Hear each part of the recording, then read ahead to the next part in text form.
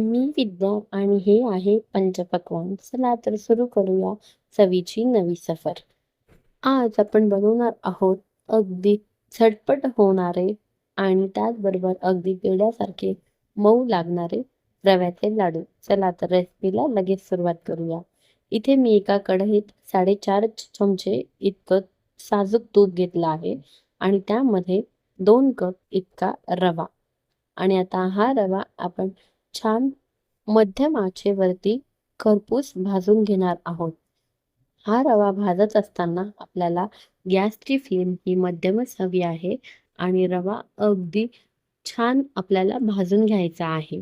तुम्ही बघू शकता रवा अगदी अशा प्रकारे आपल्याला भाजून घ्यायचा आहे. रवा भाजत असताना आपल्याला भरपूर पेशन्स ठेवून हा रवा भाजून घ्यायचा आहे आणि त्यानंतर एक 10 मिनिटं आपल्याला असंच झाकून ठेवायचं आहे.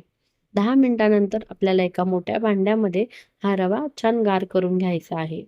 रवा गार झाल्यानंतर आपण हा मिक्सरमध्ये घालून छान बारीक वाटून घेणार आहोत आणि वाटलेला रवा आपण एका भांड्यात काढून घेणार आहोत आणि त्यामध्ये त्याच मेजरिंग कपाने म्हणजे त्याच मेजरिंग फुलपात्राने आपण अर्धी वाटी किंवा अर्ध फुलपात्र इतकी पिठी साखर घेतली आहे. गोड तुम्ही तुमच्या आवडीनुसार कमी जास्त करू शकता. 1 चमचा इतकी वेलची पावडर, अगदी 2 चिमूट इतकी जायफळ पावडर आणि अगदी 2 चिमूट इतकं मीठ. गोडात मीठ हे नेहमी घालावं. त्यामुळे आपल्या गोडाची चव छान येते. आता हे मिश्रण आपण छान एकजीव करूया आणि आवडीनुसार ड्रायफ्रुट्स इथे काजू, बदाम, पिस्ता मी छान चॉप करून घेतले आहे आणि 2 चमचे तुपामध्ये परतवून ह्या मिश्रणामध्ये टाकले आहेत. आता आपण हे मिश्रण छान एकजीव करून घेऊया आणि याचे लाडू बांधून घेऊया.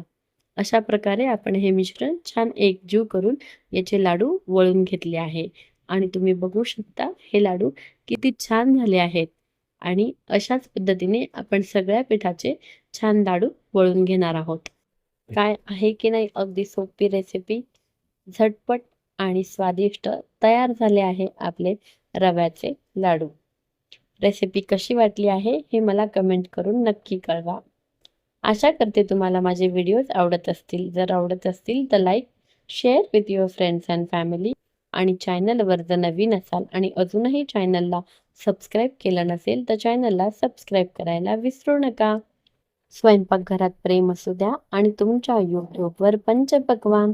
पुन्हा भेटूया अशा चटपटीत आणि नाविन्यपूर्ण रेसिपींसोबत. तोपर्यंत स्वतःची काळजी घ्या आणि चविष्ट राहा.